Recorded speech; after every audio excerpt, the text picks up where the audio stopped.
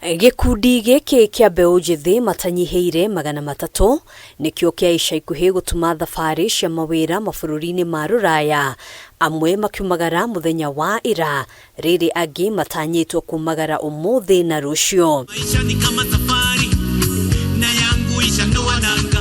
Akiaria hindi ya mabura ma gukungwira muthi wa jamhuri, mutongoria wa bururi William Ruto neraheire mihango ya thirikari gucariria Akenya mawira nja ya bururi, akiuga ihinda-ini ria miaka 2 mihituku Akenya 243 ndio momagarite guthie mawira nja ya bururi. Since September 2022, more than 243,000 Kenyans have secured international job opportunities in healthcare, in agriculture and construction sectors, among other sectors. In the last 2 months alone, 12,000 have secured jobs abroad.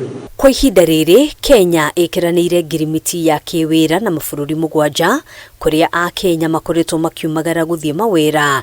Riri miario irathie na mbere gatagati ga Kenya na mabururi mangi kiheri. So far, we have completed bilateral labor frameworks with 7 countries, while agreements with 2 more countries are awaiting signature.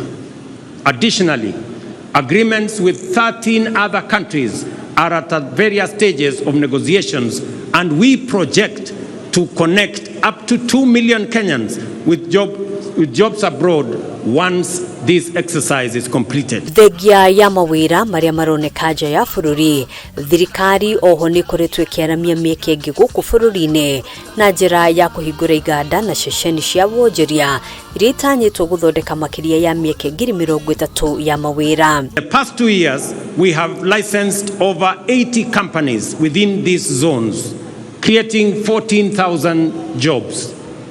The 6 export processing zone flagship projects in Busia, Kirinyaga, Murang'a, Eldoret, Kwale, and Nakuru are now being developed are set to generate another 30,000 more jobs.